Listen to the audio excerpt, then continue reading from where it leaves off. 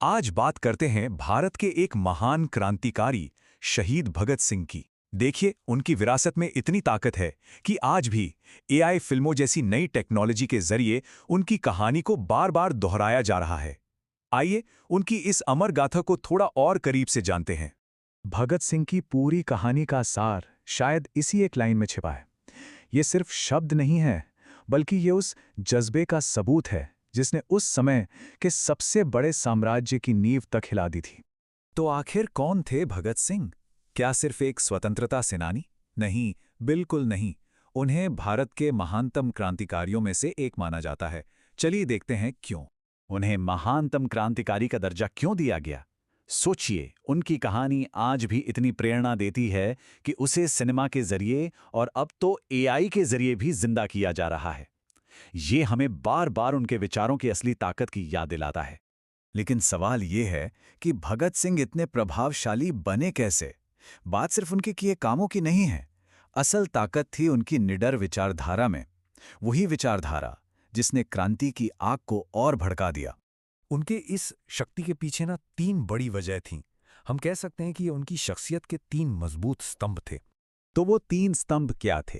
पहला, गजब का साहस, जिसने उन्हें उस बड़े साम्राज्य के सामने खड़े होने की हिम्मत दी। दूसरा था बलिदान, अपने आदर्शों के लिए सब कुछ कुर्बान कर देने का जज्बा। और तीसरा, वो निडर विचारधारा, जिसने लाखों लोगों को जुल्म की जंजीरें तोड़ने के लिए प्रेरित किया। चलिए, अब कहानी के उस हिस्से पर चलते हैं जिसने भगत सिंह को हमेशा के लिए अमर बना दिया। जी हां, हम बात कर रहे हैं उनकी शहादत की। 23 मार्च 1931। ये सिर्फ एक तारीख नहीं है।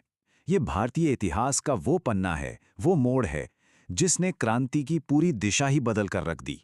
अगर उनके पूरे सफर को देखें तो शुरुआत हुई एक युवा क्रांतिकारी के तौर पर। फिर वो दौर आया जब उनके विचारों ने ब्रिटिश साम्राज्य को सीधी चुनौती दी। और फिर आया वो दिन, 23 मार्च 1931, जब उन्होंने मुस्कुराते हुए शहादत को गले लगा लिया। पर क्या उनकी कहानी यही खत्म हो गई? बिल्कुल नहीं। असल में उनकी कहानी तो यहां से और बड़ी हो गई। उनकी विरासत आज भी हमारे बीच जिंदा है। चलिए देखते हैं कि वो आखिर किस चीज का प्रतीक बने। देखिए, भगत सिंह सिर्फ एक इंसान का नाम नहीं रहा, वो एक प्रतीक बन गए। एक ऐसा सिंबल जो 3 बहुत ही शक्तिशाली विचारों को एक साथ पेश करता है। वो प्रतीक हैं आज़ादी के, वो प्रतीक हैं युवाओं की ऊर्जा के, और वो प्रतीक हैं क्रांति के। यही वजह है कि उनकी कहानी आज भी, इतनी पीढ़ियों के बाद भी हमें प्रेरणा देती है और एक बात साफ करती है कि एक विचार को कभी मारा नहीं जा सकता।